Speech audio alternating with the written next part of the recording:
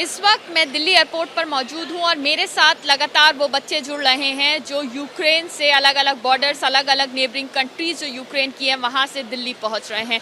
इस वक्त मेरे साथ जैस्मीन मौजूद है जो कि पंजाब से हैं और वो अभी अभी पहुंची हैं। उनसे बात करते हैं। जैस्मीन, सबसे पहले तो ये बताइए, घर वापस आई, पेरेंट्स से मिली तो कैसा लग रहा है? बहुत अच्छा लग रहा है। इतने बड़े स्ट्रगल के बाद किसको अच्छा नहीं लगेगा, तो बहुत ज़्यादा अच्छा लग रहा है। वहाँ पर स्ट्रगल कितना ज़्यादा रहा? किस जगह वहाँ पर आप रहती थी और वहाँ से बॉर्डर तक पहुँचने की जर्नी कैसी रही आप?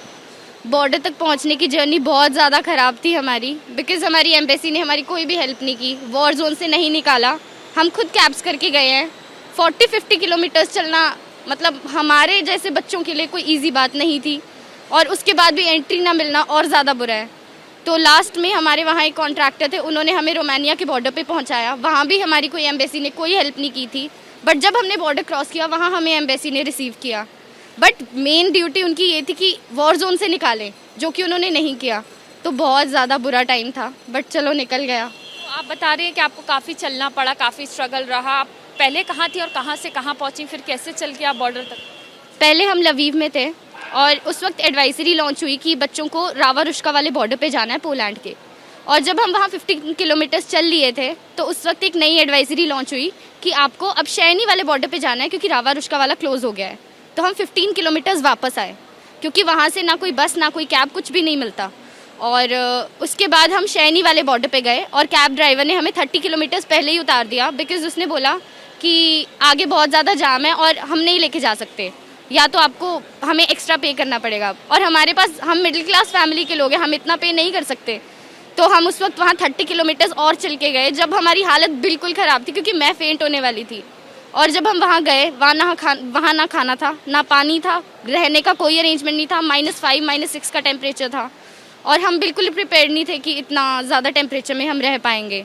तो फिर उसके बाद हम वहाँ गए, हमें 2 दिन वहाँ रह के भी एंट्री नहीं मिली, तो हम वहाँ से वापस लवीव आ गए। मतलब आप बॉर्डर पर रही 2 दिन, शेल्टर में रही आप? नहीं, हमें कोई शेल्टर नहीं था, हम बाहर रोड पे ही रहे हैं, क्योंकि उस वक्त वहाँ हमें इधर उधर भी नहीं जाने दे रहे थे, हमें वही रोड पे रहना पड़ा।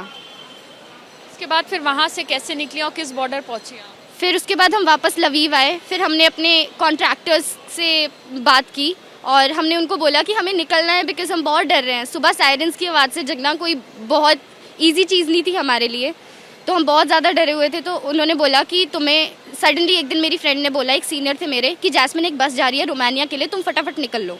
तो हम रोमानिया के लिए चले गए और हमें वहाँ 5 मिनट्स में एंट्री मिल गई थी। यानी कि आपको कई किलोमीटर पैदल चलना पड़ा, तकरीबन 70-80 किलोमीटर। हाँ। और एम्बेसी से जो एक्सपेक्टेशंस थी, क्या वो पूरी हुई? कुछ हेल्प मिली? रोमानिया बॉर्डर तक जब आप आए, वहाँ पर किस तरह की सिचुएशन? रोमानिया बॉर्डर तक जब हम आए थे, हमें कोई भी हेल्प नहीं मिली। जितने हेल्पलाइन नंबर्स हमने ट्राई किए, हमें एक भी नंबर नहीं लग रहा था। हम घर पे फ़ोन करके रो नहीं सकते थे, क्योंकि घर वाले पहले ही परेशान थे। हम दोस्त ही सारे साथ में थे, हमें खुद ही देखना पड़ रहा था सब कुछ, पर हमें कोई हेल्प नहीं मिली। आगे जाकर बॉर्डर के, हाँ ज़रूर, वहाँ NGO वालों ने, रोमानिया वाले लोगों ने हेल्प की है, बट एम्बेसी ने तब तक कोई हेल्प नहीं की। लवीव में किस तरह की सिचुएशन थी और क्या कुछ आप लोगों ने अपनी आंखों से वहाँ देखा? लवीव में कभी कभी बीच बीच में रोज़ 3-4 बार सायरन्स बज जाते थे, जब हमें अपने बंकर्स में भागना पड़ता था, जो कि बंकर हमारे हॉस्टल के पास नहीं था, तो हमें दूर भागना पड़ता था। और वहाँ पे रोज़ सुबह सुबह आवाज़ें आती थी ऊपर प्लेन्स की, तो सुबह सुबह रात को डर भी लगता था। और टॉप फ्लोर्स में रहना वैसे ही बहुत डर लगता है, क्योंकि हमारे फ्रेंड्स खार्किव वगैरह में थे और विनित्सा वगैरह में थे, वहाँ ऑलरेडी ब्लास्ट हो चुके थे।